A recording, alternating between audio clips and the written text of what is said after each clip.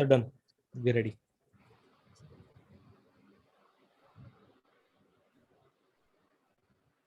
A very good evening, everyone.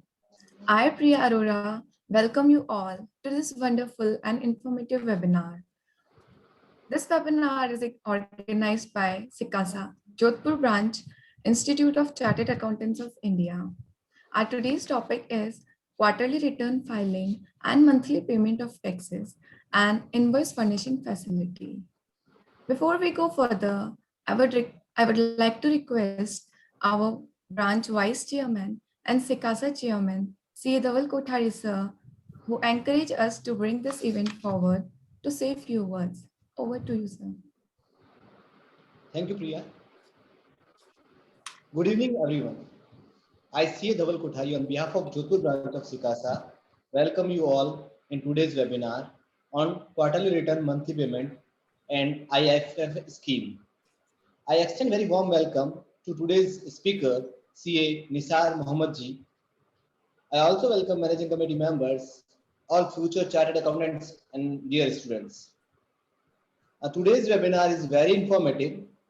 We'll learn from this webinar that how we can file the QRMP and IFF. What is the QRMP? It's a quarterly return and we have to pay monthly tax.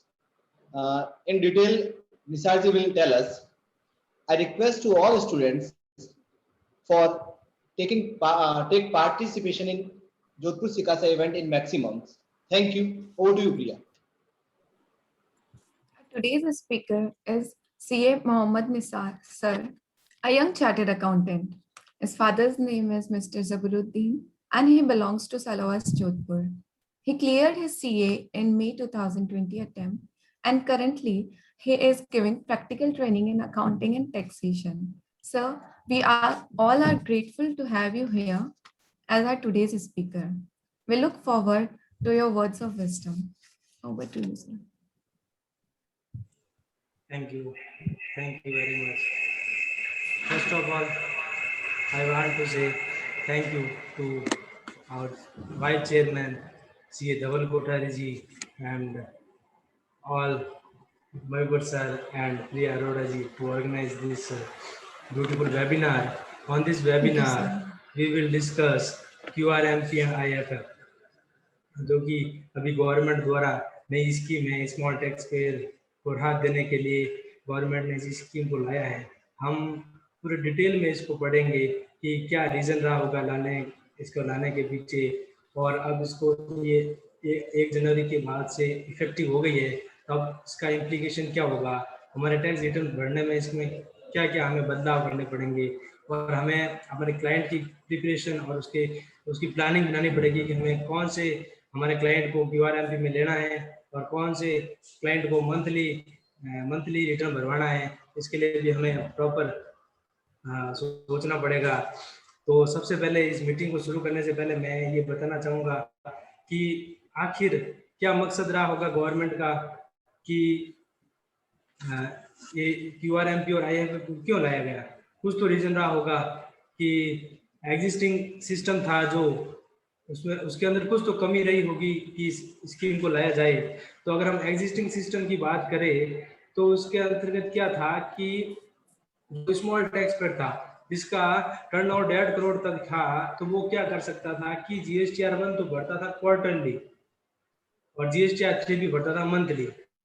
ठीक है, तो government ने क्या किया, अब GSTR 3 को भी quarterly लेके आ गई, प्लस उसके साथ ये कर दिया कि जो GSTR 1 क्वार्टरली था उसके अंदर ये दिक्कत आती थी कि जब सेलर क्वार्टरली GSTR 1 भरेगा तो उसके बायर को क्रेडिट उसके 3 महीने बाद मिलेगी, और जब तक क्रेडिट मिलती नहीं है, जब वो 2A और 2B के अंदर शो होता नहीं है, तब तक वो बायर ITC नहीं ले सकता था। ये बहुत बड़ी दिक्कत आती थी। इसके लिए उन्होंने इनवॉइस फर्निशिंग फैसिलिटी लेके आए, जिसके अंतर्गत वो B2B वाले इनवॉइस अपलोड कर सकता है अगले महीने की 13 तारीख तक। वो उसके सामने वाले बायर के 2A एंड 2B के अंदर शो हो जाएगा, वो उसकी क्रेडिट ले सकता है। प्लस गवर्नमेंट ने ये भी सोचा कि GSTR 1 तो क्वार्टरली फाइल कराना है स्मॉल टैक्स पेयर से, क्यों ना GSTR 3B को भी क्वार्टरली रखा जाए।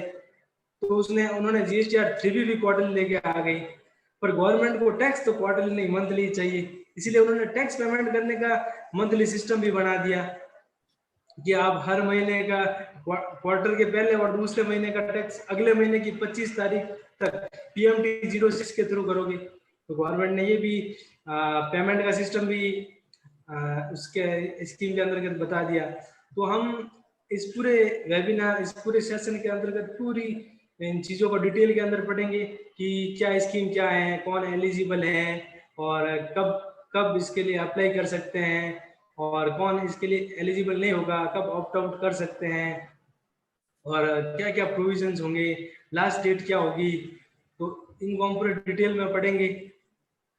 और अब हम इसका थ्योरेटिकल पोर्शन भी शुरू करेंगे, साथ में हम प्रैक्टिकल चीजें भी बताएंगे कि किस तरीके से हमें प्रैक्टिकल वहाँ पे ऑप्शन सेलेक्ट करना है, फिर रिटर्न किस तरीके से भरना है, हम सब स्टेप बाय स्टेप सब डिस्कस करेंगे। तो अभी मैं स्क्रीन शेयर कर रहा हूँ।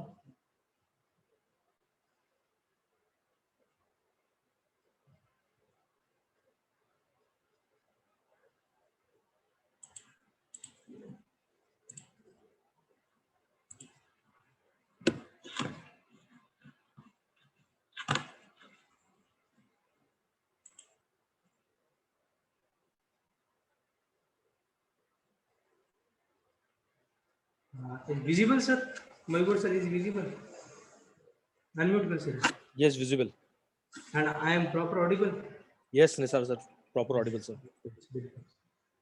Quarterly return monthly payment scheme, IFF, invoice financing facility. I am CA Mohammed Nisar, ACA AMCOM, now in practice and practical trainer of accounts and taxation. अगर उसके कुछ नोटिफिकेशन है उसको हम देखते हैं कि नोटिफिकेशन नंबर 84 है, तो ये बताता है नोटिफाई करता है tax payer who can opt for quarterly GSTR 3B and transitional provision, जो कि जनवरी 2021 के बाद इफेक्टिव हुआ है। इसके लिए एलिजिबल कौन है? अगर एलिजिबिलिटी की हम बात करें तो वो टैक्स पेयर इसका प्रीसीडिंग फाइनेंशियल ईयर के अंतर्गत 5 करोड़ तक का टर्नओवर था, तो वो इस स्कीम के अंदर एलिजिबल है। अब 5 करोड़ का टर्नओवर देखने के लिए उसके पैन लेवल का टर्नओवर देखिए, उसके पैन कार्ड नंबर से जितने भी GST नंबर ले रखे हैं वो सब GST नंबर से जो टर्नओवर हुआ है उन सबको इंक्लूड करेंगे। अगर वो 5 करोड़ तक हैं तो स्कीम के लिए एलिजिबल है। उसके साथ एक और कंडीशन है, उसका भी हम डिस्कस करेंगे, वो भी मैं बता देता हूं कि जब आप QRMP और IFF की स्कीम को ऑप्ट इन कर रहे हैं उस समय GSTR 3B के जितने रिटर्न ड्यू हो चुके हैं वो सारे रिटर्न उस दिन आपके फाइल हुए हो जाने चाहिए। अगर वो फाइल नहीं है तो आप ये स्कीम वो नहीं ले सकते हैं। इसको अगर प्रोविजन देखिए, registered person whose aggregate turnover crosses 5 crore during a quarter in a current financial year shall not be eligible for furnishing of return on quarterly basis from first month of the succeeding quarter। Means eligible कौन है? जिसका preceding financial के अंदर turnover 5 crore तक था वो eligible है। और अगर इस साल उसका जिस भी क्वार्टर में अगर 5 करोड़ ज्यादा क्रॉस हो जाता है तो अब वो उसके लिए एलिजिबल नहीं रहेगा, तब वो ऑप्ट आउट करना पड़ेगा उसे। ठीक है,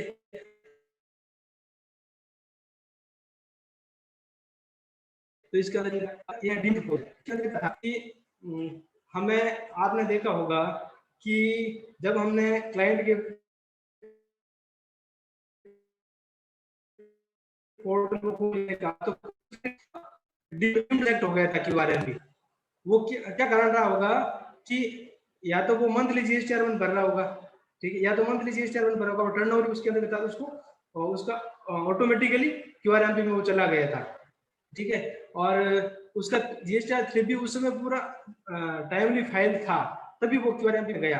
अब इससे अगर कोई चाहता है कि मुझे QRMP में ऑटोमेटिकली चला गया पर मैं मंथली फाइल करना चाहता हूं तो उसके पास उसके टाइम लिमिट थी 31 जनवरी 2021 से पहले वो वहां सेलेक्ट कर सकता था कि मुझे QRMP लेना है या मुझे मंथली भरना है, तो वो उसके टाइम लिमिट थी। और पर पोर्टल ने भी हमें सुविधा दी थी कि जो स्मॉल टैक्स पेयर है जो ऑलरेडी GSTR 1 क्वार्टरली फाइल कर रहे हैं, इसका टर्नओवर 1.5 करोड़ तक या पर क्वार्टरली भर रहे हैं, तो उसको भी ऑटोमेटिकली QRMP में ले लिया गया।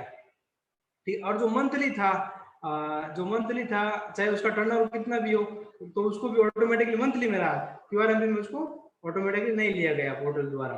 ठीक है, अगर उसके की पॉइंट देखे जाए For the first quarter of scheme, Jan to March 2021, taxpayer whose aggregate turnover for the financial year is up to rupees 5 crore rupees, who have furnished the return in form GSTR 3B for the month of October 2020 by 13 November 2020 shall be migrated on the common portal. जो कि हमने discuss किया वही कि उसको automatically migrate कर दिया गया पोर्टल से। ठीक है, अब पोर्टल से कर दिया गया, तब हमारे पास ऑप्शन था कि आपको ऑटोमेटिकली कर दिया गया है, तो आप 5 दिसंबर से 31 जनवरी तक आप अपना चाहो जिस स्कीम में आप जा सकते हो, या आप वापस मंथली भी हो सकते हो, पर उसके लिए जो कंडीशन है वो पूरी हो जानी चाहिए जो हमने डिस्कस की। अगर हम क्लेरिफिकेशन देखे उसका, और portal return monthly payment scheme eligibility हमने देख लिया, प्रीसीडिंग फाइनेंशियल ईयर के टर्नओवर अप टू 5 करोड़ था। अब टर्नओवर की बात करें, एनुअल टर्नओवर, तो टर्नओवर कौन सा विच टर्नओवर? ये turnover it shall be calculated in the common portal by considering the details and furnished in the return by the taxpayer for the tax period in preceding financial year.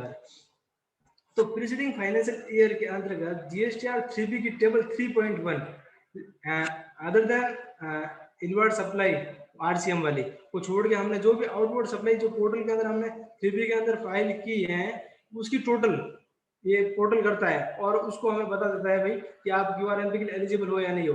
पर हमें भी अपने hand पे देखना है कि preceding financial year का actual turnover क्या है, क्योंकि हो सकता है हमने पिछले साल के कुछ सेल्स हमने इस साल दिखाई हो, तो हमें खुद अपने लेवल पे ये डिसाइड करना है कि ये हमारा क्लाइंट इस स्कीम के लिए एलिजिबल है या नहीं। उसका टर्नओवर 5 करोड़ तक की था प्रीसीडिंग फाइनेंशियल ईयर के अंतर्गत, पर उसके उस साल के बाद कुछ सेल और ऐड की है, चाहे एग्जम्प्टेड ही क्यों ना हो, तो वो एलिजिबल नहीं होगा। आपको पोर्टल तो ऑटोमेटिकली उसे क्यूआरएमपी पे ले लेगा, पर हमें उसको क्यूआरएमपी पे नहीं डालना है, क्योंकि वो देखा जाए तो वो एलिजिबल नहीं है। Option to avail QRMP scheme is GST invoice. ये बहुत बड़ी सुविधा दी है गवर्नमेंट ने कि जैसे किसी एक व्यक्ति के सैम पैन के 4-5 जीएसटी नंबर हैं, तो वो चाहता है कि मैं किसी जीएसटी नंबर को तो क्यूआरएमपी लूं, क्वार्टरली रिटर्न मंथली पेमेंट करूं, किसी जीएसटी को मैं मंथली रखूं, तो वो कर सकता है। गवर्नमेंट ने ये भी आपको ऑप्शन दिया है। Option to avail the QRMP scheme is GST invoice. Therefore, distinct person as defined in section 25 of the CGST Act, different GST on the same PAN have the option to avail the QRMP scheme for one or more GST. Example देखते हैं, Messrs Ramesh and Sons have two registered place of business in different states, Punjab and Haryana. Punjab के GST number ये हो गए और हरियाणा के ये हो गए, और सैम पैन ये दोनों एक ही व्यक्ति के 2 जीएसटी नंबर है। Messrs Ramesh and Sons can opt for QRMP scheme for Punjab's GST number, this and may not opt for QRMP scheme for Haryana GST number. मतलब वो चाहता है कि उसके 2 जीएसटी नंबर है, तो वो एक को तो QRMP के अंदर रख सकता है, दूसरे को चाहे तो वो मंथली कर सकता है। ऐसा नहीं कि आप क्यों एक जीएसटी नंबर QRMP में आ गया तो आपको सभी उस पैन के सभी जीएसटी नंबर QRMP में लेने पड़ेंगे, ऐसी आपके कोई ऑब्लिगेशन नहीं है। कि आपका ऑप्शनल है, आप चाहो तो रख सकते हो, नहीं तो आप मंथली भी चला सकते हो। In other words, one GST of the pan can opt for the QRMP scheme, other GSTIN may not opt for the QRMP scheme. अगर उसका नोटिफिकेशन नंबर 82 को हम देखें तो उसके अंदर क्या लिखा है, आईएफएफ को इंट्रोड्यूस किया है। तो अब हम आईएफएफ के बारे में पढ़ेंगे, धीरे धीरे हम सब पढ़ेंगे स्टेप बाय स्टेप। आईएफएफ के अंतर्गत देखिए तो आईएफएफ क्या है, हमने जो पुराना जीएसटीआर 1 था उसके अंतर्गत ये गवर्नमेंट को कमी लगी कि क्वार्टरली जीएसटीआर 1 फाइल करने पर बायर को आईटीसी नहीं मिलती है, क्योंकि बायर को आईटीसी कब मिलेगी, जब वो क्वार्टरली जीएसटीआर 1 भरेगा। और अगर बायर को आईटीसी नहीं मिलती है तो आपने देखा ही होगा कि वो बायर है ना जीएसटी वाला पेमेंट रोक के रख लेता है, और क्लाइंट हमें कहता है यार आपके ना बिल शो नहीं हुआ तो हमारे वो पार्टी ने पेमेंट रोक दिया। तो इस प्रॉब्लम को सॉल्यूशन करने के लिए और स्मॉल टैक्स पेयर को राहत भी बरकरार रखने के लिए कि आप क्वार्टर रिटर्न भी भरो और आप B2B वाले इनवॉइस आईएफएफ के अंदर भी अपलोड कर दो। ये एक स्कीम लेके आई गवर्नमेंट, जिसके अंतर्गत राहत मिल गई कि आप क्वार्टर रिटर्न भी भर सकते हो जीएसटीआर 1 और आपके बायर को आईटीसी भी मिलेगी।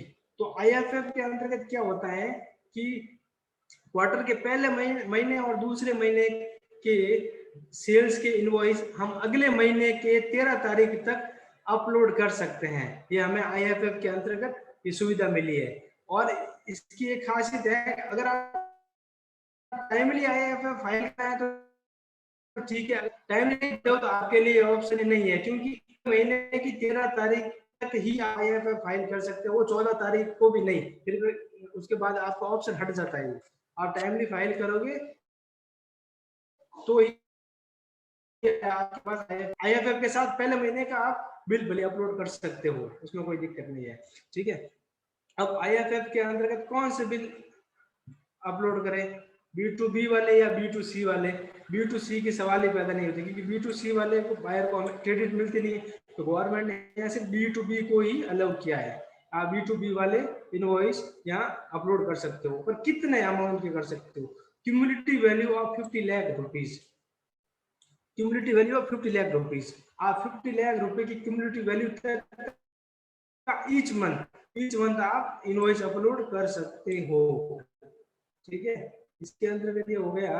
अब हम देखें, a registered person who has availed the scheme wants to declare 2 invoices out of 10 invoices issued in the first month of quarter, since the recipient of suppliers covered by those 2 invoices decides to avail ITC in that month itself। ठीक है, ये हमने जो पढ़ा वही है। अब example देखिए इसका कि message Ryan Trading deals in trading goods. He issued tax invoice number from 41 to 50 during the July month. Out of 10 invoice number 42 and invoice number 43 number issued to Messrs Gyan Chand and Sons. Trading company ने ज्ञान and sons को invoice issue किए 42 और 43 number वाला। ठीक है, अब ज्ञान एंड सन्स को इनपुट लेनी है, तो इनपुट कब ले सकता है? जब ज्ञान संघ के 2A एंड 2B के अंदर वो बिल शो हो रहे हैं तो ही वो ले सकता है। और ज्ञान संघ के 2A एंड 2B में वो बिल शो करवाने के लिए रियान ट्रेडिंग कंपनी को आईएफएफ के अंतर्गत अगले महीने की 13 तारीख तक वो बिल अपलोड करने पड़ेंगे, तभी ज्ञानचंद उसकी इनपुट ले सकता है। It is also necessary to reflect in 2A 2B, जो हमने अभी बताया। ठीक है, इसीलिए on request of the buyer Ryan Trading Company by opting QRB scheme use IFF facility, so these 2 bills from 1st August till 30 August, जुलाई का bill अगले महीने की मतलब अगस्त की 1 तारीख से 13 तारीख के बीच Ryan Trading Company को IFF के अंदर अपलोड करने पड़ेंगे, तभी उसके बायर ज्ञानचंद को इनपुट मिलेगी और वो 2A में शो होगा और इनपुट दे पाएगा। और उसके की पॉइंट हम डिस्कस करेंगे। जीएसटीआर 1 भरने के लिए हमारे पास अभी 2 ऑप्शन है, तो मंथली या क्वार्टरली जो हमने डिस्कस किया। Taxpayer opting for QRMP scheme में upload invoice of first and second month of quarter using IFF facility, जो हमने बताया की पॉइंट है जो मैंने डाले हैं ताकि ब्रीफ भी होता चले। कोई details uploaded in IFF shall not be uploaded in GSTR 1 filed quarterly. Details uploaded in IFF, इसके अंदर क्या है कि आपने जो बिल आईएफएफ के अंतर्गत अपलोड कर दिए, जैसे अभी रियान ट्रेडिंग ने 42 और 43 नंबर का बिल अगर आईएफएफ के अंदर अपलोड कर दिया है, तो जब रियान ट्रेडिंग ट्रेडर अगर वो जीएसटीआर 1 फाइल करेगा ना, तो उसको वो 2 बिल अपलोड नहीं करने हैं। अब उसको जो बैलेंस बिल बचे हैं वही अपलोड करने हैं, प्लस B2C वाले सारे बिल प्लस B2B वाले वो बिल जो नहीं आईएफएफ के अंदर गए हैं वो अपलोड करने हैं। IFF shall not be available for particular month। 13 तारीख के बाद IFF अवेलेबल नहीं होगा। अभी मैंने ये भी डाला है कि form 2A shall contain the following detail.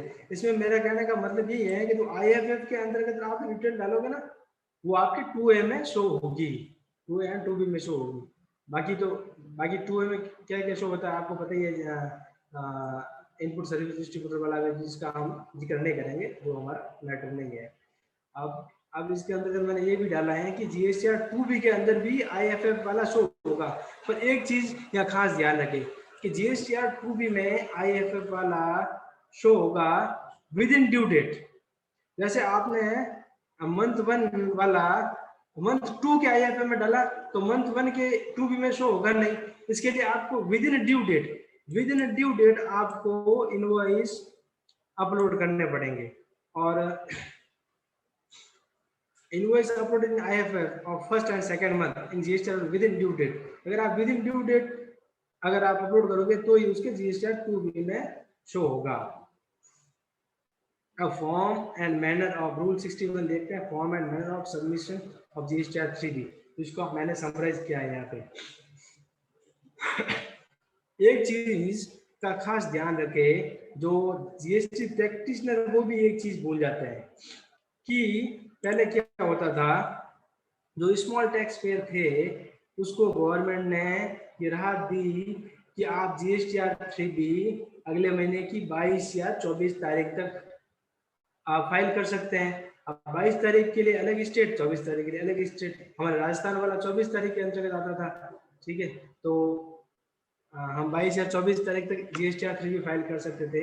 लेकिन एक चीज का खास ध्यान रखें, यहाँ पर 22 और 24 तारीख उन्हीं के लिए है जिसने QRMP स्कीम ली। मीन्स जो GSTR 3B क्वार्टरली फाइल करेगा वही 22 अगले क्वार्टर के खत्म होने के अगले महीने की 22 या 24 तारीख तक रिटर्न भर पाएगा। जो मंथली वाला है उसको तो GSTR 3B अगले महीने की 20 तारीख को ही फाइल करना है। उसकी ड्यू डेट 20 तारीख ही है, चाहे उसका टर्नओवर 60 लाख 40 लाख ही क्यों ना हो। आपने मंथली ले लिया है तो आप मंथली वाले ड्यू डेट ही काम में लोगे। आप ऐसा उस समय ऐसा नहीं सोच सकते कि मेरा टर्नओवर तो इतना है, मेरी ये ड्यू डेट होनी चाहिए, पर वो ड्यू डेट हटा दिए गवर्नमेंट ने जनवरी के बाद से। अब आपकी ड्यू डेट अगले महीने की 20 तारीख है, जो मंथली GSTR वन वाले, जो क्वार्टरली GSTR वन वाले, जो मंथली GSTR 3B वाले हैं उसकी अगले महीने की 20 तारीख है। जो क्वार्टरली GSTR 3B वाले हैं उसको क्वार्टर एंड होने के बाद अगले महीने की 22 या 24 तारीख है, ठीक है। ये स्टेट है जो 22 या 24 तारीख वाले। अब manner rule 61A manner of opting for funding quarterly return with effect from 1/1/2021 quarterly filing QRMP scheme to be only exercised from day 1।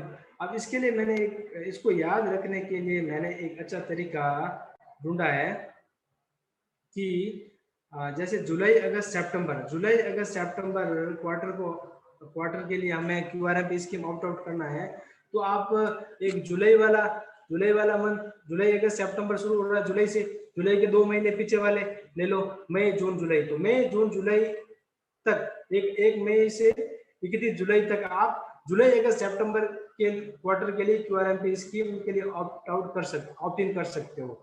आपको अगर जुलाई अगस्त सितंबर वाले क्वार्टर के लिए आपको अगर स्कीम लेनी है तो आपको 1 मई से 31 जुलाई के बीच ही आपको डिसीजन लेना होगा और QRMP के अंदर ऑप्शन सेलेक्ट करना पड़ेगा, उसके बाद नहीं कर सकते आप। Once taxpayer choose for QRMP scheme, the said registered person shall continue to furnish the return on quarterly basis for future tax period unless he become ineligible for furnishing the return on quarterly basis or opt for furnishing of return on monthly basis। इसके अंतर्गत ये है कि एक बार आपने QRMP scheme ले ली तो आपको बार वहाँ ऑप्शन सेलेक्ट करने की जरूरत नहीं है। मीन्स आप चाहते हो कि मेरा अगला क्वार्टर भी QRMP के अंदर है तो ऑटोमेटिकली रहेगा, आपको जब तक आप नहीं आना चाहते हो। और इसके अंतर्गत ये भी है कि आप क्वार्टर वाइज देख सकते हो, पहले क्वार्टर में QRMP में गए, दूसरे क्वार्टर में आप चाहते हो मंथली आ सकते हो, तीसरे क्वार्टर में आप चाहते हो वापस QRMP में चले जाओ, चौथे क्वार्टर में आप वापस चाहते हो मैं मंथली आ जाऊं, तो आप ऐसा कर सकते हो, कोई दिक्कत नहीं है।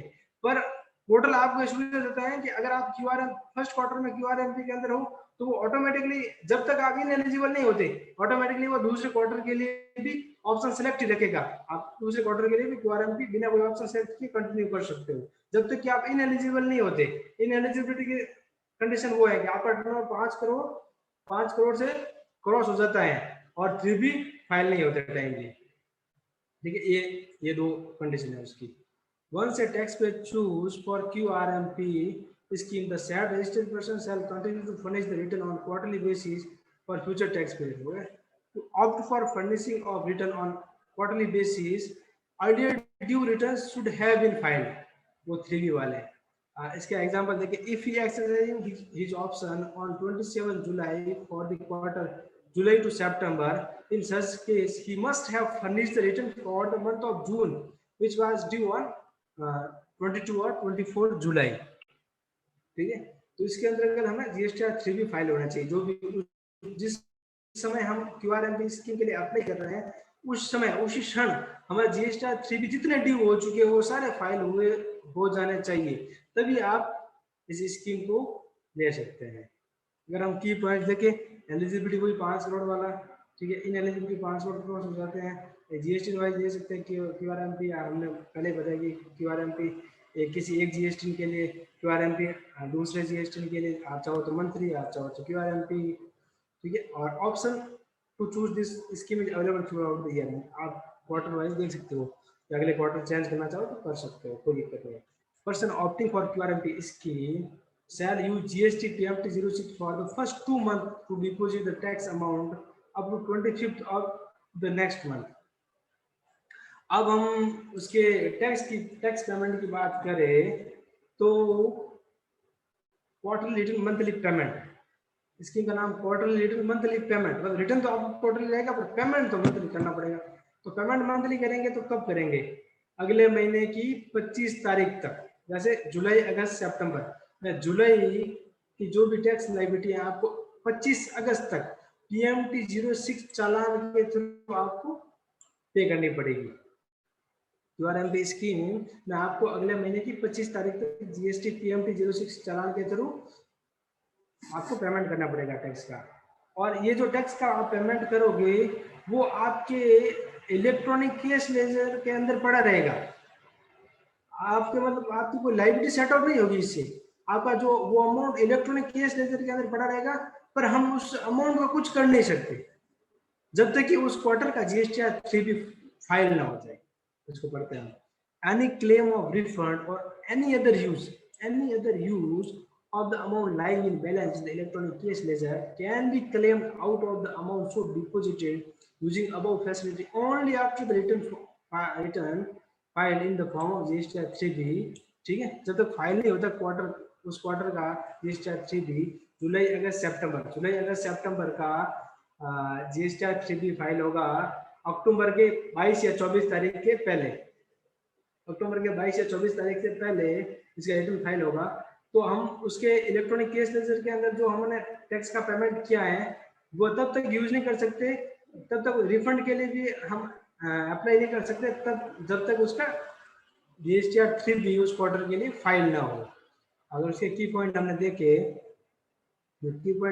तो by this amendment manner of filing quarterly filing of GST 3B monthly payment tax notified हो चुका है। और इसके अंदर ये कहा है कि person not opting for QRMP scheme, जो हमने डिस्कस किया है कि जिसने QRMP स्कीम नहीं ली है तो उसके लिए आप GSTR 3B की रिटर्न फाइल करने की लास्ट डेट अगले महीने की 20 तारीख की है, इरेस्पेक्टिव ऑफ टर्नओवर। आपका टर्नओवर चाहे 20 लाख है क्यों ना हो, आपको रिटर्न फाइल करने की लास्ट डेट अगले महीने की 20 तारीख की है। GSTR 3B की बात कर रहे हैं, आपको फिर 22 या 24 तारीख नहीं है। अब notification number 83 2020 GSTR 1 due date, तो इसकी बात करें कि अगर हम जो मंथली GSTR 1 फाइल करते हैं उसके लिए लास्ट डेट है अगले महीने की 11 तारीख, जो क्वार्टरली GSTR 1 फाइल करते हैं उसके लिए लास्ट डेट है क्वार्टर खत्म होने के अगले महीने की 13 तारीख तक। तो मंथली फिलर्स है उसकी वो सेम डेट रखी जो पहले थी अगले महीने की 11 तारीख। क्वार्टरली फिलर की यहाँ डेट चेंज हुई है, पहले अगर आपको पता हो तो पहले थी क्वार्टर एंड होने के बाद उसके अगले महीने की लास्ट डेट तक, पर वो हटा के अब 13 तारीख कर दिया है। इसके पीछे ये रीजन रहा होगा कि अगर आप जल्द से जल्द GSTR 1 फाइल करोगे तो सामने वाले को भी 2A और 2B के अंदर जल्दी शो होगा, क्योंकि वो GSTR 3B तो या तो 20 या 22 या 24 के अंदर फाइल करेगा, तब तक उसके 2A और 2B में शो हो जाएगा, तब उसकी इनपुट ले सकता है। इसलिए ये डेट अभी 13 हो गई, उसको नजदीक लेके आ गए। अगर हम इसकी बात करें notify special provision for making payment for quarterly return monthly payment for first and second month of quarter, इसके अंतर्गत दो मेथड है। Quarterly return monthly payment scheme के अंतर्गत टैक्स पेमेंट के दो मेथड है, एक तो fixed sum method and second self assessment method. First is fixed sum method. Fixed sum method के अंतर्गत क्या होता है कि अगर आपका पिछला GSTR 3B मंथली गया है तो आपने पिछले जीएसटीआर 3B के अंदर जो इलेक्ट्रॉनिक केस लेजर के थ्रू जितना टैक्स पे किया उतना आप इस महीने टैक्स भर दो। तो अगर आपका पिछला जीएसटीआर 3B क्वार्टरली गया है, अगर आपका पिछला जीएसटीआर 3B क्वार्टरली गया है, तो उस क्वार्टर के जीएसटीआर 3B के अंतर्गत इलेक्ट्रॉनिक केस लेजर के थ्रू जितना टैक्स पेमेंट किया उसका 35% कर दो। तो अब हम देखें, अभी तक इस स्थिति में ये वाला ऑप्शन तो होगा ही नहीं, ये 35% वाला अभी होगा ही नहीं, क्योंकि अभी तक किसी का जीएसटीआर 3B क्वार्टर नहीं गया है, क्योंकि शुरू ही अभी हुआ है। अभी के केस में सिनेरियो के अंदर देखें हम, तो ये हो सकता है कि जीएसटीआर 3B मंथली जाता है, अगर वो फिक्स सम मेथड के थ्रू टैक्स पे करता है तो वो क्या करेगा, अभी जैसे अभी चल रहा है, किसी ने अभी फैब चल रहा है, तो फैब का अगर सपोज वो करता है क्यूआरएमडी के अंतर्गत, तो जनवरी के पिछला क्वार्टर के पिछला हो गया दिसंबर के अंदर जो इलेक्ट्रॉनिक केस लेजर के अंतर्गत जो उसने जीएसटीआर 3B के में टैक्स पेमेंट किया है, दिसंबर का जीएसटीआर 3B में इलेक्ट्रॉनिक केस लेजर के थ्रू जितना टैक्स पेमेंट हुआ है उतना का उतना आपको इस फैब महीने में भी आपको जीएसटी के अंदर टैक्स भरना पड़ेगा। पीएमटी 06 चालान के थ्रू 25 तारीख तक, 25 मार्च तक आपको फैब,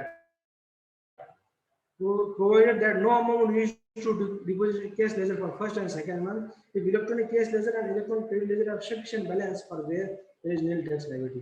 हाँ बिल्कुल, कि अगर आपके cash ledger and credit ledger में इतना बैलेंस ऑलरेडी पड़ा है कि आपकी लायबिलिटी नहीं बन रही है या आपकी लायबिलिटी ही नील है, तो आपको टैक्स भरने की जरूरत नहीं है। अभी बिल्कुल आप इसके क्लेरिफिकेशन को देखे, जो सर्कुलर 143/13/2020 है कि tax payer quarterly GSTR 3B filer can use any of the following two options provided below for monthly payment of tax during the first month। जो हमने टू मेथड की बात की है, तो फिक्स्ड सम मेथड हमने डिस्कस किया। अभी फिक्स्ड सम मेथड में हमने डिस्कस किया कि अगर आपका पिछला जीएसटीआर 3B, हमें यही देखना है कि पिछला जीएसटीआर 3B मंथली गया है क्वार्टरली। अगर पिछला जीएसटीआर 3B मंथली गया है तो आपने पिछले जीएसटीआर 3B के tax payment electronic cash ledger के थ्रू जितना किया है, इलेक्ट्रॉनिक केस लेजर के थ्रू पूरा पेमेंट की बात नहीं कर रहे, इलेक्ट्रॉनिक केस लेजर के थ्रू जितना पेमेंट किया उतना कर लो। और अगर आपका पिछला जीएसटीआर 3B क्वार्टरली गया है तो आप उस जीएसटीआर 3B के पेमेंट के अंदर जो इलेक्ट्रॉनिक केस लेजर के थ्रू जितना पेमेंट किया उसका 35% कर दो, सिंपल। ये हो गया फिक्स सम मेथड। अब कोई चाहता है भाई मैं क्यों करूं 35%, मैं क्यों करूं, पिछले महीने में हो सकता है लायबिलिटी कम ज्यादा हो, इस महीने में लायबिलिटी कम ज्यादा डिफरेंस है कुछ, तो मैं क्यों करूं, तो वो चाहता है सेल्फ असेसमेंट मेथड के अनुसार पेमेंट कर सकता है। ये इसके अनुसार क्या होता है कि आप उस महीने की आप एक्चुअल लायबिलिटी निकाल दो और सारे इनपुट लेस कर दो और आप जो लायबिलिटी बन रही है उतना पेमेंट कर दो आप पीएमटी 06 अगले महीने की 25 तारीख तक। पर एक चीज का ध्यान रखें, जो इनपुट वही लोगे आप जो आपके 282B के अंदर शो हो रही है, वही इनपुट लोगे, उसके अलावा इनपुट नहीं ले सकते आप लोग। तो उस पर आपको इंटरेस्ट भरना पड़ सकता है, क्योंकि आप उसके लिए एलिजिबल ही नहीं हो। अगर फिक्स मेथड की हमने बात कर ली, उसका एक एग्जांपल देखते हैं फिक्स मेथड का। In this option pre-filled challan from GST PMT 06 for an amount equal to 35% of the tax paid in case in the preceding quarter where the return was furnished quarterly or equal to the tax amount। कि ये हमने बात कर ली, इसकी हमने बात कर ली provision की। अगर हमने देखा in case the last GSTR 3B was filed quarterly, अगर क्वार्टरली फाइल हुआ पिछला जीएसटीआर 3B, देखो ये पिछला जीएसटीआर 3B जैसे जनवरी से मार्च 2021 मान लो हमने कि क्वार्टरली फाइल किया, तो उसके अंदर सीजीएसटी इतना पे 100 रुपए, एचजीएसटी 100 रुपए, आईजीएसटी 500 और शेष 50 रुपए बना। तो आपको अप्रैल मई जून मतलब अप्रैल मई जून का पहला महीना, अप्रैल मई जून क्वार्टर का पहला महीना के अंतर्गत आपको 35% 100 का 35% 35 और 175 रुपए और 17.5 रुपए आपको टैक्स भरना पड़ेगा पीएमटी 06 के थ्रू। और अगर आपका पिछला जीएसटीआर 3B अगर मंथली फाइल हुआ है तो आपको उतना जो इलेक्ट्रॉनिक केस लेजर के थ्रू टैक्स पेमेंट किया उतना आपको पेमेंट करना पड़ेगा। अगर हम इंटरेस्ट की बात करें उसके, applicability of interest, no interest will be given in fixed sum method if the tax amount for the first 2 months of the quarter is paid within due date. अगर फिक्स सम method हमने लिया है और जो प्रोविजन है उसके according payment कर दिया है 35% और 100% एज मे बी एप्लीकेबल, जितने जितना प्रोविजन है उतना पेमेंट कर लिया है, चाहे हमारी लाइबिलिटी ज्यादा बन रही है फिर भी हमें इंटरेस्ट नहीं लगा क्योंकि हमने फिक्स सम मेथड लिया था और उतना पेमेंट कर दिया। अब लाइबिलिटी एक्चुअल में ज्यादा आ रही है तो कोई दिक्कत नहीं, आपको इंटरेस्ट नहीं लगेगा। Even if while furnishing return in Form GST 3B, it is found that in any or both of the first 2 months of the quarter, the tax liability net of available credit on the supplies made received was higher than the amount paid in the चालान में no interest। क्योंकि हमने बात की है कि चाहे quarter में आपकी लाइबिलिटी ज्यादा आ रही है पर आपने PMT 06 की तरफ उतना पेमेंट कर दिया जितना कि प्रोविजन में है, जितना कि हमने डिस्कस किया है, तो आपको इंटरेस्ट की लायबिलिटी नहीं आएगी। अब हम बात करें फिक्स सम मेथड की कुछ एग्जांपल्स की बात करें, उसके लिए हम आने के लेते हैं।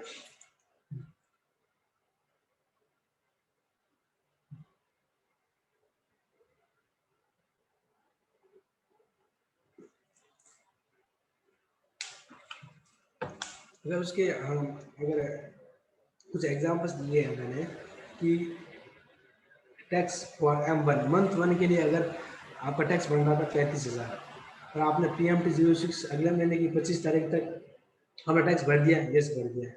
मंथ 2 का भी 35,000 बन रहा है, अगले महीने के उसकी 25,000 टैक्स भर दिया है, जी भर दिया है।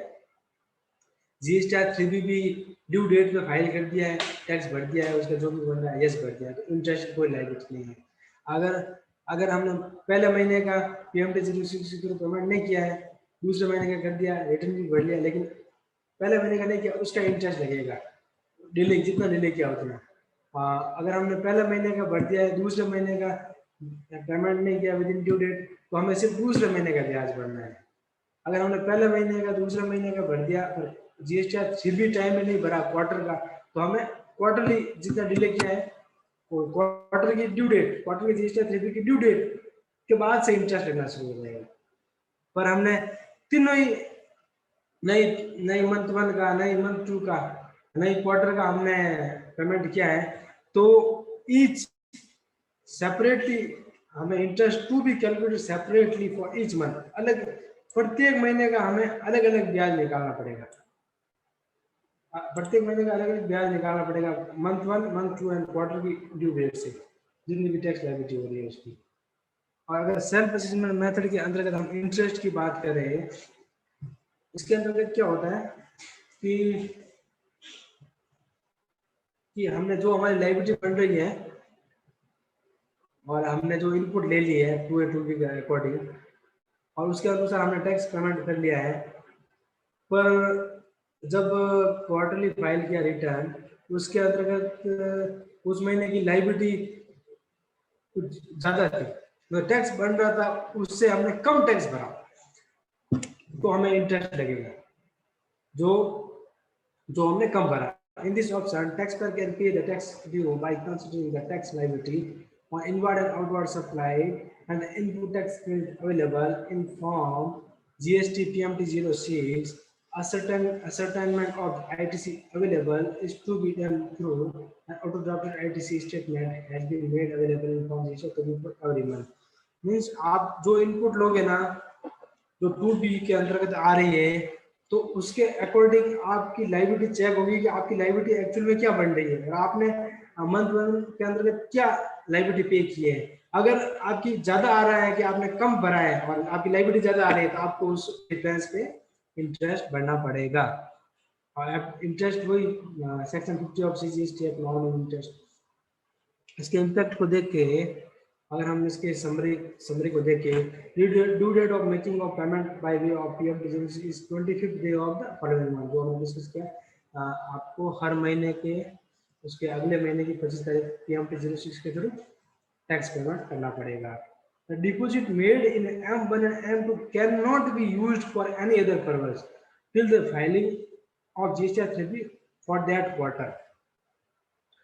आप उस मंथ 1 और मंथ 2 के अंतर्गत जो भी इलेक्ट्रॉनिक कैश लेजर के अंदर वो पेमेंट पड़ा है, आपने जो भी आपने टैक्स का पेमेंट किया वो इलेक्ट्रॉनिक कैश लेजर के अंदर रहता है, तो आप उसका कहीं और यूज नहीं कर सकते जब तक कि उसके क्वार्टर का GST भी फाइल नहीं कर सकते, नहीं किया, तब तक नहीं किया तब तक यूज नहीं कर सकते।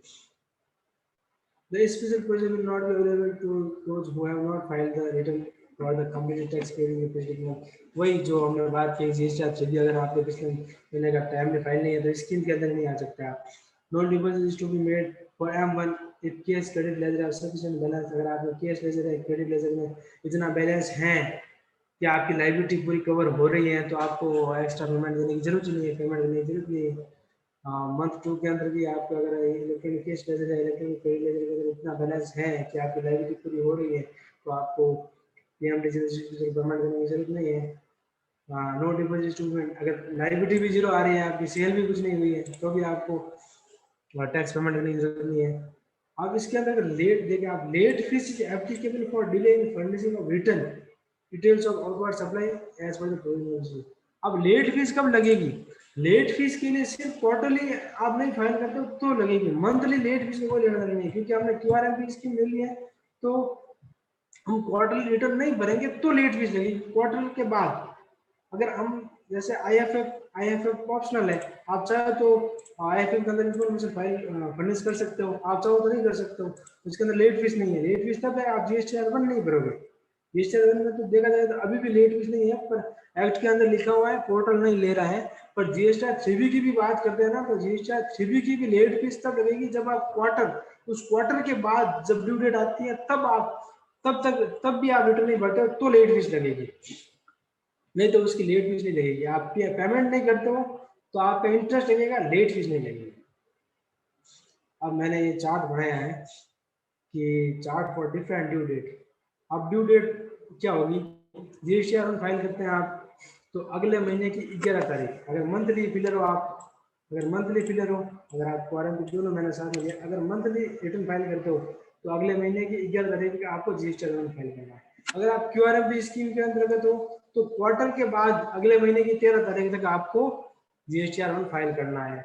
और IFF फैसिलिटी जो कि ऑप्शनल है, IFF फैसिलिटी की लास्ट डेट क्या है, जो QRMP वालों के लिए है, IFF तो QRMP वालों के लिए है, उसकी लास्ट डेट है अगले महीने की 1 तारीख से 13 तारीख तक आप मंथ 1 और मंथ 2 का IFF फाइल कर सकते हो। उसको इनवॉइस अपलोड करने पड़ता है उसके लिए। और PMT 06 फॉर M1 अगले महीने की 25 तारीख, M2 की अगले महीने की 25 तारीख, और GST-3B ये मोस्ट इंपोर्टेंट है, यहाँ ध्यान देना चाहिए कि GST-3B की लास्ट डेट मंथली फिलर के लिए अगले महीने की 20 तारीख ही है। मंथली फिलर का टर्नओवर चाहे कम भी क्यों ना हो, अगले महीने की 20 तारीख ही है। और क्वार्टरली फिलर के लिए 22 और 24 तारीख, जो भी जिस स्टेट में आ रहा है वो आप स्टेट मैंने बताए हैं, जो भी जिस स्टेट के अंदर आ रहा है उसकी 22 या 24 तारीख, क्वार्टर के बाद के अगले महीने की 22 या 24 तारीख as per principal of business उसकी लास्ट डेट है। और अगर हम इसके इश्यू और चैलेंजेस अंडर QRMP की बात करें, देखो हर सिक्के के दो पहलू होते हैं। अब QRMP स्कीम लाई गवर्नमेंट ने, अब इसके भी कुछ इश्यू एंड चैलेंजेस होते हैं। क्यों? क्योंकि देखो अगर देखा जाए तो बहुत से लोगों ने, तो बहुत से मेरे क्लाइंट ने कहा यार झंझट में क्यों पढ़ना, मंथली कर दो ना, आप हमारी फीस बढ़ा दो थोड़ी पर मंथली कर दो। क्योंकि IFF के अंदर इंफॉर्मेशन चढ़ाना, फिर वो ध्यान रखना भाई कि ये बिल गए हुए हैं IFF के अंतर्गत, अब GST-R1 में ये बिल नहीं जाने चाहिए, उसको रिकंसाइल करना, प्लस PMT 060 पेमेंट करना कि इतना करे, फिक्स मेथड करे, ये लोग, इससे अच्छा है कुछ छोटे SSC मंथली आ गए कि यार हमें नहीं राहत चाहिए, हमें राहत नहीं चाहिए, बस हमारे मंथली पेमेंट भरेंगे, मंथली रिटर्न भरेंगे, बस फिर हमारी मेहनत बढ़ेगी, CA लोगों की, अकाउंट लोगों की मेहनत बढ़ेगी, बट काम बढ़िया हो जाएगा। पर आप QRMP भी, पर हमें ये प्लानिंग करनी पड़ेगी कि हम QRMP किस क्लाइंट के लिए QRMP ले, किस क्लाइंट को मंथली रखे। इसके अंतर्गत ये हो सकता है एज पर मेरा माय व्यू कि आप ऐसा कोई आपका क्लाइंट है जो B2C सप्लाई करता है, तो भले आप उसका क्वार्टरली लगो कोई फर्क नहीं पड़ेगा, क्योंकि उसका वैसे भी इनपुट तो मिल ही नहीं है उसके बाहर को, ठीक है। या फिर नए नए क्लाइंट आते हैं, जीएसटी नंबर लेते हैं, बिजनेस शुरू करते नहीं है, एक एक साल उसका GSTR 1 GSTR 3 भी ले ली जाते हैं, तो आप शुरू में है ना उसका QRM पे स्कीम ले लो, शुरू में QRM पे स्कीम ले लो, ताकि हम क्वार्टरली रिटर्न भर लेंगे, और जब इसका बिजनेस शुरू होगा तब हम आगे से देख लेंगे कि उसको मंथली रखना चाहिए या क्वार्टरली कंटिन्यू करना चाहिए, तो ये कर सकते हैं हम। अगर आप आइए आपका भी होगा कि आपको QRMP में जाना है या मंथली लेना है, इसके इश्यू हम देखें। Whether to opt into QRMP और to continue with monthly return must be decided for each of the GST of business plan which can be tedious and time consuming, कि हमें ये टीडियस है तो टाइम कंज्यूमिंग है यार, कि हम कौन से GST नंबर के लिए हम मंथली जाए, कौन से QRMP रहे, तो ये हमें सोचना पड़ेगा, इसके लिए टाइम कंज्यूमिंग है। The segregation of document as B2B and non B2B, फिर अब हमें B2B वाले अलग करने पड़ेंगे, B2C वाले अलग करने, और B2B में भी दो, B2B में भी दो, एक तो IFF के अंदर चले गए, IFF के अंदर नहीं गए, वो भी दो, ठीक है। ये हो गए। फिर it would help in moving the B2B document to IFF and rest directly to the quarterly GSTR 1। और आप जो IFF के अंदर जो इनवॉइस अपलोड कर दी, अब आप उसको GSTR 1 में अपलोड नहीं करने हैं। For the tax payer QRMP की must choose between two method of, उसको मेथड लेने पड़ेंगे, अभी इसको फिक्स मेथड रखना है, सेल्फ असेसमेंट मेथड रखना है, ठीक है। अगर अब हम इसके प्रैक्टिकल पॉइंट को देखते हैं कि हमें QRMP स्कीम का ऑप्शन हमें कहाँ है। QRMP स्कीम का ऑप्शन हमें पोर्टल पे मिल जाएगा, सर्विस के अंदर जाना है, फिर सर्विस के अंदर आप देखो लेफ्ट के अंदर नीचे opt in for quarterly return, इसके अंतर्गत आप जाओगे तो आपको ये स्कीम, आपको यह फाइनेंशियल ईयर दिखेगा, आपको किस फाइनेंशियल ईयर के लिए आप जाना चाहते हो वो सिलेक्ट करोगे, फिर सर्च करेंगे तो ये स्कीम खुलेगी, तो फिर ये स्कीम खुलेगी, उसके अंतर्गत देखो आप क्वार्टरली शो हो रहा है, ये ऑप्शन आ रहा है, आप मंथली भी सिलेक्ट कर सकते हो, क्वार्टरली भी सिलेक्ट कर सकते हो, ठीक है। फिर आप कंटिन्यू टू रिटर्न डैशबोर्ड जाएंगे, फिर आपका ये हो जाएगा। अब हम देखें कि IFF के अंतर्गत हम के अंदर पोर्टल क्या क्या इंफॉर्मेशन मांग रहा है। IFF के अंतर्गत देखो 4 कॉलम हो गए, एक तो B2B वाला इनवॉइस हो गया, एक क्रेडिट नोट डेबिट नोट हो गया, फिर अमेंडमेंट B2B, फिर amendment credit note debit note, इसके अंतर्गत हम इनवॉइस, इसके अंतर्गत हम डाल सकते हैं कि B2B, वैसे B2B जाता है, इसके B2B के क्रेडिट नोट हो गए, फिर अमेंडमेंट हो गया, फिर क्रेडिट नोट डेबिट नोट के अमेंडमेंट हो गए, इसके अंदर हम इनवॉइस वाइज इंफॉर्मेशन अपलोड कर सकते हैं। अगर बहुत ज़्यादा बिल हैं तो हम कुछ यूटिलिटीज भी हैं उसको भी यूज करके डायरेक्ट अपलोड कर सकते हैं, और मार्केट में सॉफ्टवेयर भी हैं, सॉफ्टवेयर की हेल्प के थ्रू भी हम डायरेक्ट अपलोड कर सकते हैं, ठीक है। और अब हम बात करें कि पेमेंट कैसे होगा। देखो पेमेंट वो नॉर्मल चालान बनता है वैसे ही होगा, पर हमें सिलेक्ट करना पड़ेगा। ऊपर देखो आप मंथली पेमेंट क्वार्टरली रिटर्न, यहाँ पे एक ऑप्शन है, वो उसको सिलेक्ट करके हमें पेमेंट करना पड़ेगा, ठीक है। सिलेक्ट में पेमेंट करना पड़ेगा, ठीक है। अभी हम 5-10 मिनट के अंतर्गत पूरी स्कीम को समराइज करेंगे, पूरा रिकैप करेंगे। QRMP के अंतर्गत एलिजिबल कौन है? जिसका प्रीसीडिंग फाइनेंशियल ईयर के अंतर्गत टर्नओवर 5 करोड़ तक है, और जिस क्षण वो QRMP के लिए अप्लाई कर रहा है उस समय उसके जितने भी GST ड्यू हो चुके हैं वो सारे फाइल होने चाहिए। अगर 2 कंडीशन पूरी हो जाती है तो आप QRMP के लिए एलिजिबल हो, आप स्कीम ले सकते हो। अब स्कीम कब ले सकते हो? आप with in time limit. Time limit क्या है? आप जिस क्वार्टर के लिए आप जैसे स्कीम लेना चाहते हो उस क्वार्टर का पहला महीना, जुलाई अगस्त सितंबर, जुलाई के पिछले 2 महीने मई और अप्रैल मई जून जुलाई 1 मई से 31 जुलाई तक आप स्कीम को, आपके पास टाइम है कि आप ले सकते हैं। उसका क्वार्टर का पहला महीना और उसके पिछले 2 महीने आप ऐसे याद करो, क्वार्टर का पहला महीना और उसके पिछले 2 महीने तक आप, वो 3 महीने का टाइम पीरियड होता है आपके पास कि आप उस स्कीम को अंदर ले सकते हैं। और इसके टर्नओवर की बात करें, टर्नओवर में क्या है? टर्नओवर के प्रीसीडिंग फाइनेंशियल ईयर का जो GSTR 3B का 3.1 के अंतर्गत हमने जो इंफॉर्मेशन डाली है, जो सेल्स दिखाई है, अदर देन आरसीएम वाले inward supply liable to reverse charge, वो हटा के जितनी भी आपकी सेल्स है, चाहे एग्जम्प्टेड हो, वो सारी चाहे एक्सपोर्ट सेल हो, सब शामिल करके वो टर्नआउट देखा जाएगा। ठीक है, अब आप अगर आगे, अब आप क्यूआरएमपी के अंदर आ गए तो आप जीएसटीआर1 तो भरो, जीएसटीआर1 और जीएसटीआर3 क्वार्टरली भरोगे, पर जीएसटीआर1 क्वार्टरली भर रहे हो तो अब आपके बायर को आईटीसी दिलाने के लिए आप आईएफएफ के अंदर B2B वाले कम्युनिटी वैल्यू 50 लाख तक आप अगले महीने की 13 तारीख तक आपको इनवॉइस अपलोड करना है। ठीक है, और टैक्स का पेमेंट की बात करें तो टैक्स पेमेंट के दो मेथड, एक तो फिक्स सम मेथड और दूसरा सेल्फ असेसमेंट मेथड। अगर फिक्स सम मेथड की बात करें उसके अंदर ये देखते हैं, अगर आपका पिछला जीएसटीआर3 अगर आपका पिछला जीएसटीआर3 मंथली गया है तो उस मंथली जीएसटीआर3 के अंदर इलेक्ट्रॉनिक कैश लेजर के थ्रू आपने जितना पेमेंट किया है, इलेक्ट्रॉनिक कैश लेजर के थ्रू जितना पेमेंट किया है उतना आप PMT06 के थ्रू पेमेंट कर दो।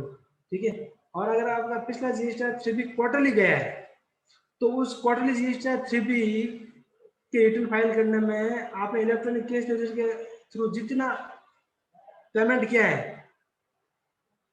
उसका 35% कर लो, क्योंकि उसमें 3 महीने आगे ना, इसलिए गवर्नमेंट ने उसको लगभग 1/3 कर दिया। 35% लगभग 1/3 ऐसे आप मान लो, क्योंकि 33.33 1/3 होता है, तो 35% लगभग 1/3 हो गया। ठीक है, तो उतना हमको पेमेंट करना है। ठीक है, ये हो गया आपको पेमेंट का।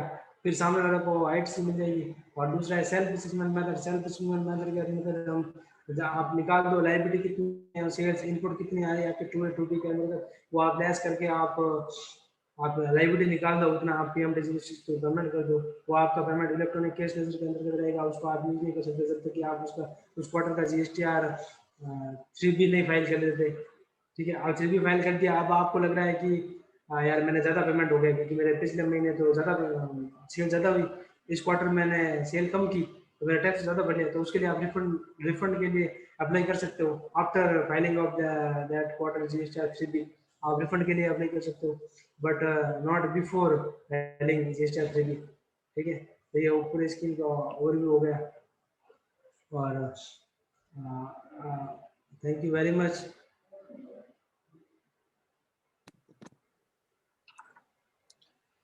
Okay Nisar sir, Nisar sir कुछ क्वेश्चंस है, मैं पूछ सकता हूँ? बिल्कुल सर, बिल्कुल। कुछ क्वेश्चंस हमको जैसे पूछना है कि पहला एक क्वेश्चन है कि भाई कंपोजिशन डीलर और जो नॉन रेजिडेंट टैक्स पेयर है वो भी इस स्कीम के अंदर आता है क्या? देखो, नॉन रेजिडेंट टैक्सेबल पर्सन, आप पहले बात कंपोजिशन स्कीम वाला है, अगर वो नॉर्मल में अपने आप को लाता है तो ही आ पाएगा, क्योंकि ये स्कीम उनके लिए है जो GSTR1 एंड GSTR3 फाइल करते हैं, उनके लिए। जो GSTR1 एंड GSTR3 फाइल नहीं करते हैं उनके लिए स्कीम है ही नहीं। तो अगर आप कंपोजिशन डीलर अगले साल से अगर वो नॉर्मल रेगुलर बन रहा है तब आप आ जाओ, नहीं तो नहीं आ सकते। ओके, इसमें फिक्स सम मेथड कितना होता है GSTR3 में अगर मैकेनिज्म करें तो? के अंतर्गत ये है कि उसके अंतर्गत 2 है, आपका पिछला GSTR3 क्वार्टरली गया या मंथली गया। अगर इस आज की डेट की बात करूं तो अभी तक इंडिया के अंदर किसी का भी पिछला GSTR3 क्वार्टरली नहीं गया, क्योंकि ऑप्शन ही नहीं था। पिछला GSTR3 मंथली गया है, तो पिछले GSTR3 के अंतर्गत आपने जो टैक्स लायबिलिटी पे की है उसके अंतर्गत जो इलेक्ट्रॉनिक कैश लेजर के थ्रू जितने टैक्स लायबिलिटी पे की है उतना का उतना आपको पेमेंट करना पड़ेगा फिक्स सम मेथड के अंतर्गत। और जब क्वार्टर ये पूरा हो जाएगा, अगले क्वार्टर में अगर पिछला GSTR3 अगर क्वार्टरली फाइल किया तो आपने उस पिछला GSTR3 जो क्वार्टरली फाइल किया ना उसके अंतर्गत इलेक्ट्रॉनिक कैश लेजर के थ्रू जितना टैक्स पेमेंट किया उतना आप करो, नहीं सॉरी उसका 35% करो, क्योंकि पिछला GSTR3 क्वार्टरली गया ना तो उसका 35% करो आप पहले महीने में, और उसके दूसरे महीने में भी 35% करो। ओके सर, एक जो बहुत कॉमन क्वेश्चन आता है कि भी QRMP जैसे आपने स्टार्टिंग में कि वो स्कीम ऑप्शनल है या मैंडेटरी है? सर ये ऑप्शनल है, आप चाहो तो इसको ऑप्ट करो, आप चाहो तो मंथली, वैसे हम डिस्कस किया था कि मतलब अगर किसी का टर्नओवर अगर 5 करोड़ के ऊपर है तो वो भी इस स्कीम में आ सकता है? नहीं, वो तो एलिजिबल नहीं है ना सर। एलिजिबिलिटी, उसकी एलिजिबिलिटी के लिए हमने 2 कंडीशन रखी थी सर, जिसका मैंने बार बार जिक्र किया। First condition, preceding financial year का टर्नओवर 5 करोड़ तक है, तो वो पहली कंडीशन ही वो तो पूरा नहीं कर पाया, तो वो तो सवाल ही पैदा नहीं होता कि 5 करोड़ से ऊपर है और QRMP नहीं ले सकते। ठीक बिल्कुल। ठीक है और सर। हाँ जी सर, जी बताइए जी जी बताइए। जी बस यही कह रहा था कि एक तो पहली कंडीशन वो टर्नओवर वाली, और दूसरा GST 3B की आपकी 3B उस समय जिस समय आप स्कीम ले रहे हो उस समय आपके सारे GST 3B फाइल होने चाहिए, नहीं तो आप नहीं ले सकते। ओके ठीक है। Next question.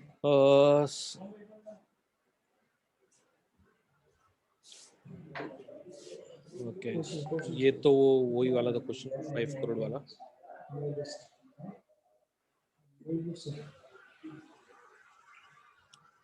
सर इतना ही क्वेश्चन जो एज पर रिसीव हुए थे, एंड आई थिंक सर एक और चीज बता दीजिए, how does the payment of GST works under QRMP scheme, कैसे कम कर दी, एक बार वापस एक बार आप रिव्यू करवा दें तो इस पे। Sir repeat your question sir. Sir payment of GST works under QRMP scheme कैसे काम करती है, वो GST पेमेंट कैसे काम करता है? वो सर क्या होता है कि आप गवर्नमेंट ने ये कह दिया भाई आप मंथली पेमेंट तो करो, पर देखो टैक्स का पेमेंट कैसे होता था, अगर हम पिछले GST 3B की बात करें तो टैक्स का पेमेंट कैसे होगा कि आप एक्चुअल लायबिलिटी प्लस उसकी इनपुट निकाल के जितना पेमेंट होगा आप उतना पेमेंट करोगे। अब गवर्नमेंट ने कह दिया एक बार आप मंथली पेमेंट करो, वो मतलब फाइनल नहीं है, आप उसका पेमेंट हम एकदम क्या जाए ना कि एक तो फिक्स मेथड होगा भाई कि वो गवर्नमेंट चाह रही है कि आप कुछ पेमेंट कर लो। फाइनल हम GST 3B जब क्वार्टरली फाइल करेंगे ना उस समय फाइनल होगा कि आपको उस क्वार्टर की क्या लायबिलिटी बन रही है, तो आपको ना उस मंथ आपको ऑप्शन दे दिया भाई आपको पेमेंट तो मतलब पेमेंट तो करना ही है, पर आपको 2 ऑप्शन दे दिए, आप या तो फिक्सन मेथड के थ्रू करो या आप सेल्फ असिस्टेंट मेथड के थ्रू करो, पर वो आप जो आप पेमेंट करोगे ना वो इलेक्ट्रॉनिक कैश लेजर में पड़ा रहेगा आपके, मतलब वो आपके आपके लेजर में ही पड़ा है, पर गवर्नमेंट का मिल गया एक बार, पर गवर्नमेंट को भी फायदा हो गया और हमारे भी पड़ा है। तो ऐसे है कि इसके अंदर हम यूज नहीं कर सकते उसको जब तक कि हम उसका 3B का पेमेंट नहीं कर सकते करेंगे फाइनल।